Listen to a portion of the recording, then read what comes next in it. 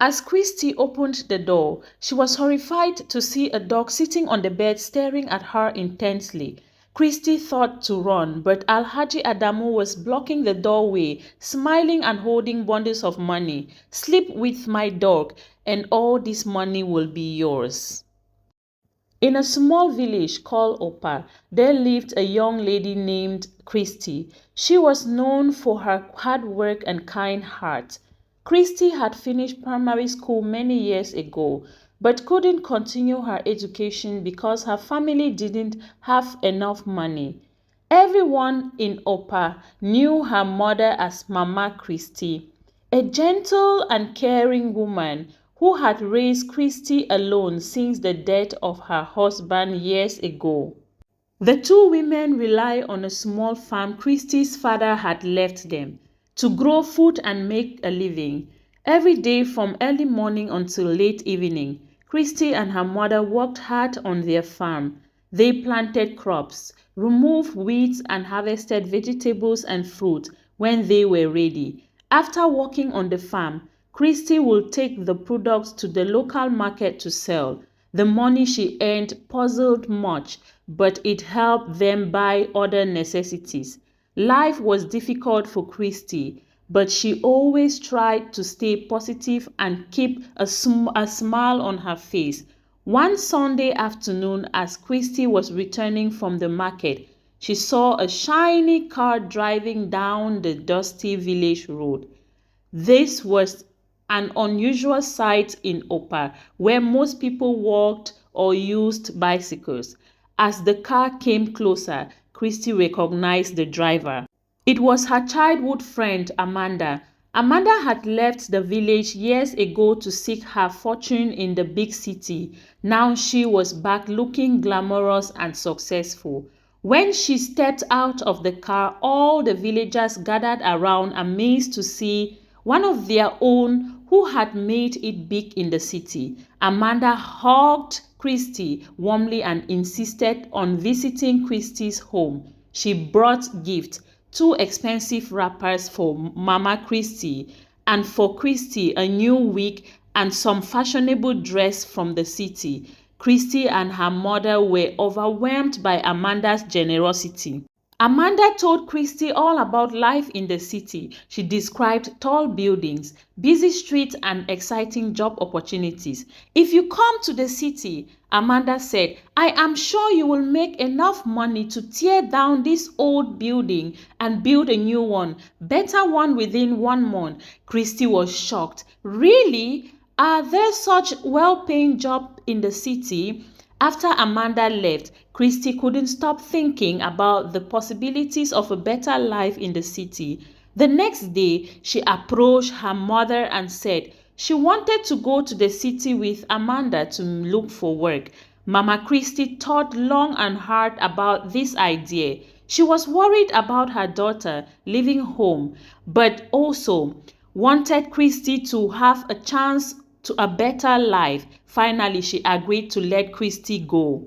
On the day Christy left for the city, her mother hugged her tightly with tears in her eyes. Mama Christy said, "My daughter, go safely and always remember where you come from." Christy promised, "I will make you proud, Mama." Then she got into Amanda's car, feeling both excited and nervous about her new adventure. As the car drove away, Mama Christy waved them goodbye. On the way, Christy asked Amanda many questions about city life and what kind of work she might be able to find when they arrived the city. Christy was overwhelmed. The streets were crowded with more people than she had ever seen in one place. Tall buildings stretching up into the sky, and the air was filled with sounds of car honking and people shouting. It was a different from the quiet open space in the village. Amanda's apartment was a modern building with shiny floor and electric light luxuries Christy had never experienced before. The plan was for Christy to stay with Amanda until she could find a job and afford her own place to live. After a few days of settling in, Christy started asking Amanda about how to apply for jobs. Amanda, Christy said one morning, can we start looking for jobs for me? Should we start preparing my CV? Amanda just smiled and patted Christy's hand. Don't worry about that now, she said. Relax and get used to the city. As the days turned into weeks, Christy began to notice some strange things about Amanda's lifestyle, unlike what Christy had expected. Amanda didn't go to work in the morning like most people. Instead, she would sleep late into the day and then leave the apartment in the evening, dressed in flashy, revealing clothes as if she was going to a party. In the early hours of the morning, different expensive cars would drop her off at the building. Sometimes, Christy would hear Amanda arguing on the phone about money. Christy started to worry. I hope it is not what I'm thinking, she said to herself. She kept asking Amanda about job applications, but Amanda always changed the subject. One morning, after returning from one of her night outings, Amanda sat Christy down for a talk. You want to start working and living like a city girl, right? Amanda said, handing Christy a red dress.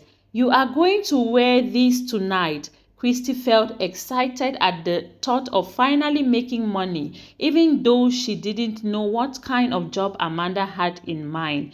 Maybe it's a job as a waitress at a fancy restaurant or nightclub, Christy thought, about trying to stay positive. As the night approached, the two ladies got ready to go out. On their way, Amanda said to Christy, be a good girl and do everything you are told. If you are lucky, you might make your first 1 million tonight. Christy was shocked. Just like that? It is so easy to make money in the city. They arrived at a grand house party. There were many rich and important-looking men in attendance. Christy had never been to such a fancy event in her life.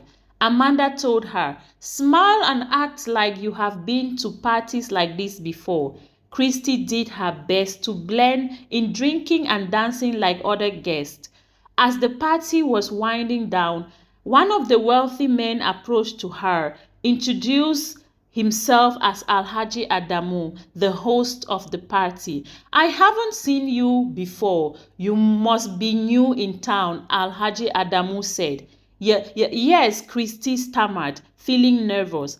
Alhaji Adamu suggested that they go somewhere quiet. You know, just the two of us, he said with a smile. Not wanting to be rude, Christy agreed. As they walked down the hallway, Alhaji suddenly grabbed Christy inappropriately and exclaimed, Whoa, this girl is beautiful. Christy was shocked and scared. At that moment, she realized what was really happening and why Amanda had brought her to the party. This wasn't a job opportunity, it was something more worse. She pushed Adamu away forcefully. Don't touch me, she shouted. I am not that kind of girl. Christy ran back into the main room of the party, tears streaming down her face. She found Amanda and said, I am leaving. Amanda tried to calm her down, but Christy was too upset. She stopped out of the house and started walking down the street, not knowing where she was going but determined to get away. Eventually, Amanda caught up with her. They drove back to the apartment full with tense silence. When they got back, Amanda was furious with Christy. How dare you embarrass me like that? She yelled. You know how much money you have thrown away? That man touched me inappropriately, Christy said, still shaking from the experience. And what did you think you were going to do here? Work in an office with your village education? This is how girls like us make money in the city. Christy was shocked to hear Amanda talk like this. But you said there were good jobs in the city. Grow up, Christy, Amanda snapped. This is the real world. If you want to make real money, this is how it is done. The next few days were very difficult for Christy. Amanda was angry with her and refused to give her any food. Christy thought about going back to the village but had no money for transportation. One evening, Amanda received a call from the village. It was Mama Christy. Amanda handed the phone to Christy so she could speak with her mother. Christy, my daughter, Mama Christy began. How is life in the city, my dear? Try to send some money home as soon as possible. I am sick and I need money for medicine. Christy's heart melted. She assured her mother that she would send money soon, even though she had no idea how she would do it. After the call ended, Christy turned to Amanda with tears in her eyes. Even if I'm going to starve, please help me with a little money so I could send to my sick mother in the village. Are you not a woman like me? Don't you have what I'm using to make money? She said mockingly. That night, Christy couldn't sleep. She kept thinking about her sick mother and the expectation placed on her. By morning, feeling desperate and trapped, she told Amanda that she was ready to do whatever it takes to make money. Amanda smiled. Now you are talking, she said. She told Christy that there was another party that weekend and to get ready. Amanda finally gave Christy some food, preparing her for what was to come on the night of the party. Christy felt scared and conflicted. As she went to dress, she couldn't imagine what the night would bring, but she felt so she had no choice. As they drove to the party, Amanda gave some last-minute advice. Remember, the men here are rich and powerful. Be nice to them. Do whatever they want you and you will be rewarded handsomely. The party was at another luxurious house, even bigger than the last one. As soon as they entered, Christy saw Alhaji Adamu, the man from the previous party. He immediately spotted them and mentioned for Christy to join him. As the party came to an end, Christy followed Alhaji Adamu to his private room. When they reached the door, he asked her to go in first. As Christy opened the door, she was horrified to see a dog sitting on the bed staring at her intensely. Christy thought to run, but Alhaji Adamu was blocking the doorway, smiling and holding bundles of money. Sleep with my dog and all this money will be yours, he said. Christy was disgusted. She had thought Alhaji Adamu wanted to sleep with her himself, which was bad enough, but this was far worse than what she could have imagined. As Christy stood there frozen with fear and indecision, she remembered her mother's word, but then she thought about how much this money could save their lives. Christy made the most difficult decision in her life. Fine, she said, her voice barely a whisper.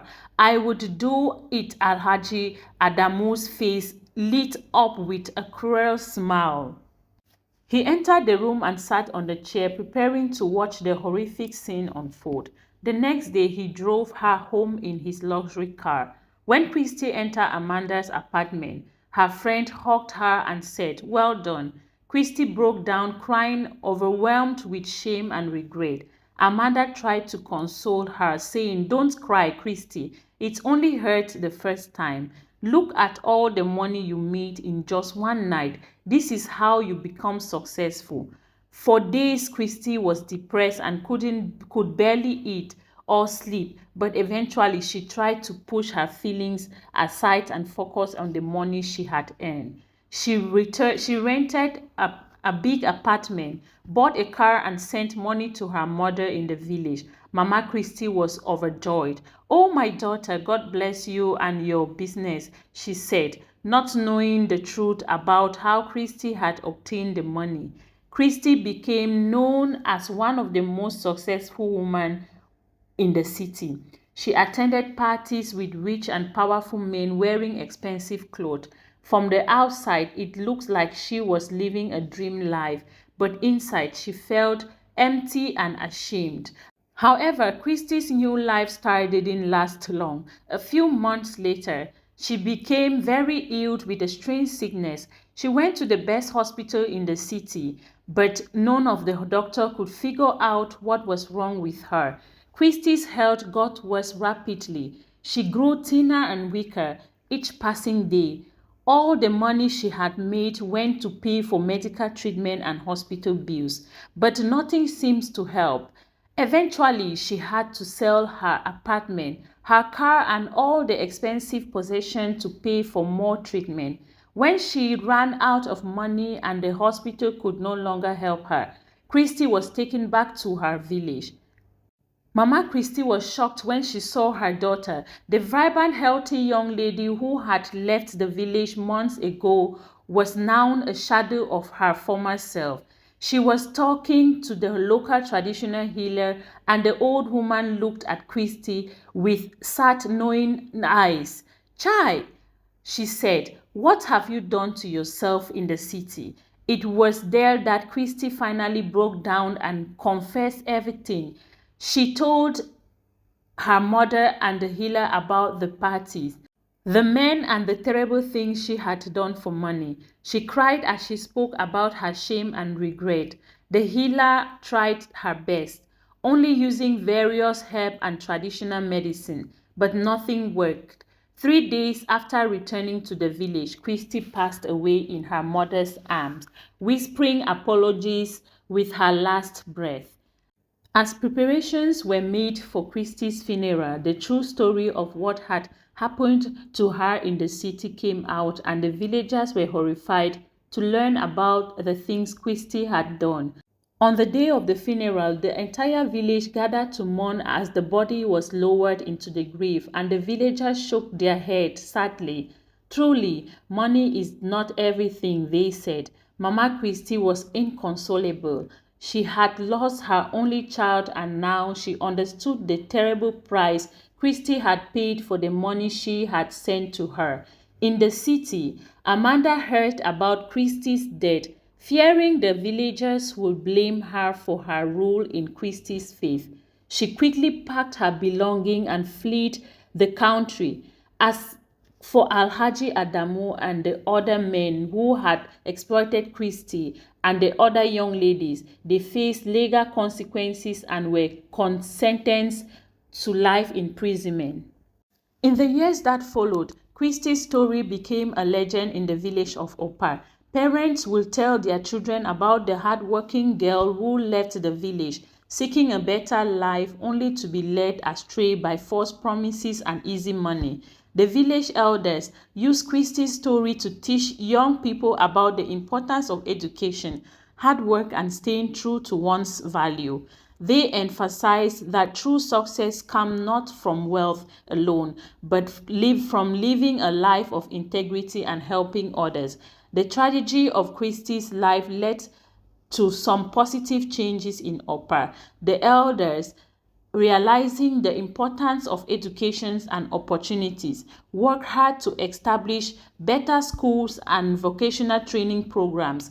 They also sought to create more job opportunities within the village so that young people wouldn't feel the need to leave for the city. Thanks for watching, guys. I will see you all in the next video. Bye.